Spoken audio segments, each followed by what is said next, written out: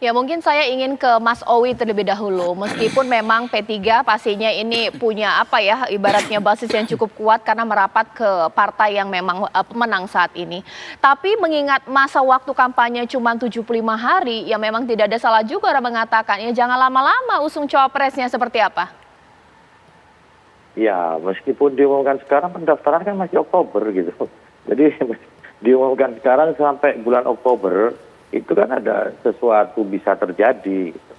Jadi sekali lagi soal sosialisasi calon wakil presiden itu akan nanti masif ketika sudah resmi menjadi pasangan calon di KPU.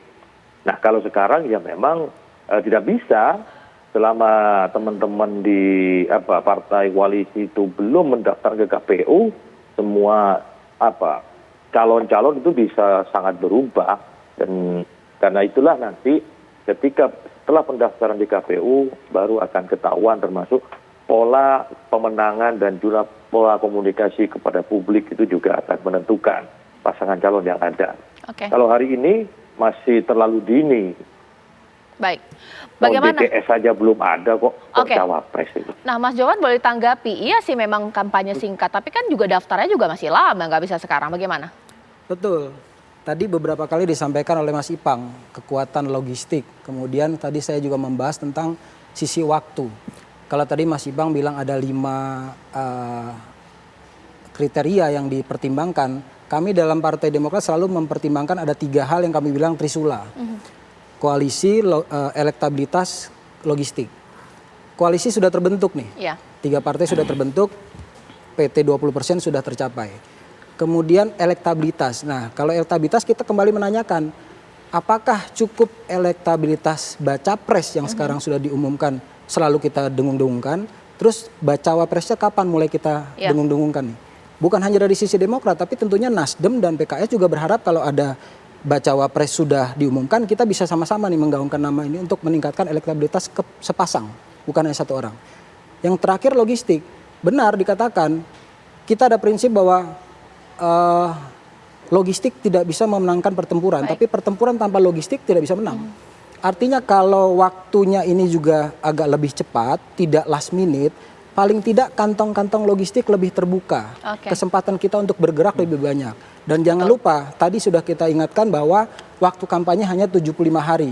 Ingat, waktu kampanye diperpendek, sementara dari sisi regional yang harus kita kunjungi, dari 34 provinsi sekarang jadi 38 provinsi.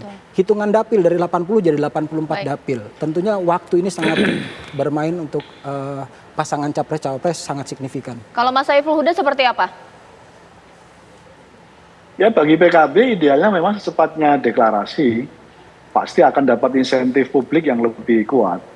Tapi dinamika politik kan berbeda ya kerumitannya masing-masing koalisi. Nah karena itu PKB mau deket, deklarasi, mau nanti di ujung, siap saja. Tapi kita berharap Mas Owi dan PDIP deklarasi dulu wapresnya. Kenapa itu? Biar bisa cari antitesisnya gitu ya, cawapresnya.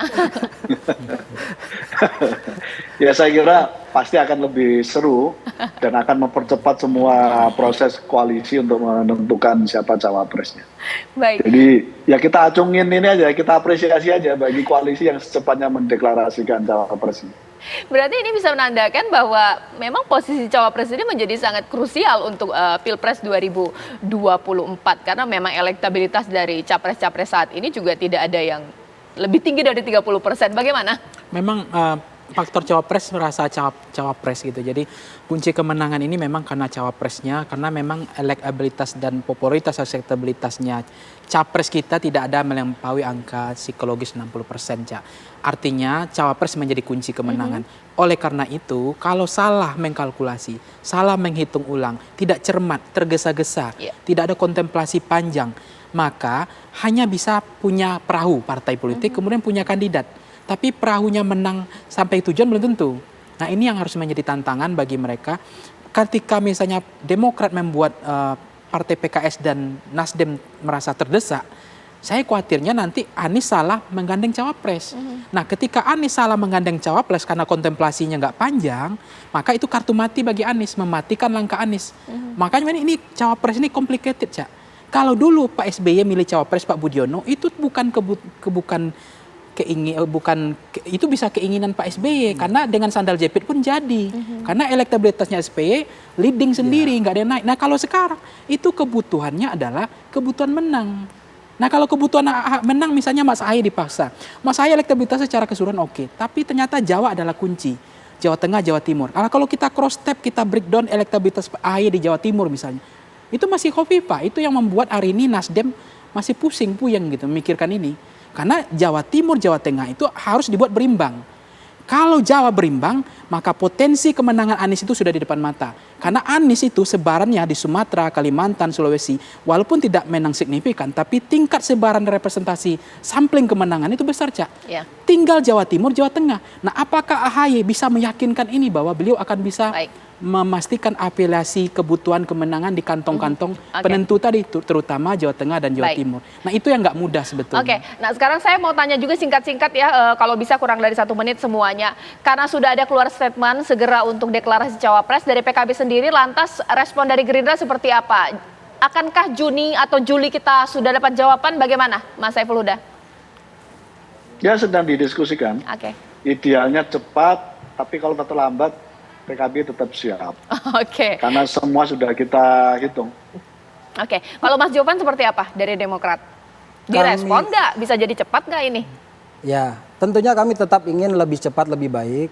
Dalam konteks ini mewakili suara publik pro perubahan yang menurut kami saat ini sedang booming-boomingnya. Jadi kalau sudah dideklarasi, paling tidak publik yang pro perubahan ini yakin tahu bahwa Mas Anies bisa berlayar. Dan insya Allah kalau sudah ditetapkan cawapresnya, mereka juga bisa menilai ini berlayarnya bisa akan sampai menang atau tidak. Oke, nah kalau dari Mas Owi seperti apa? Apakah jangan-jangan deklarasi PDIP nunggu dari Demokrat PKB, dari Demokrat Gerindra, dari Gerindra PKB dan Demokrat dan juga Pak Anies seperti apa? Kalau bicara urutan itu yang deklarasi capres duluan kan Anies, baru Prabowo, baru Ganjar. Jadi kalau kemudian cawapresnya Ganjar paling belakangan, ya sesuai urutan yang tadi. Kita kan berpolitik secara santai, mencermati keadaan, melihat peluang, dan menang.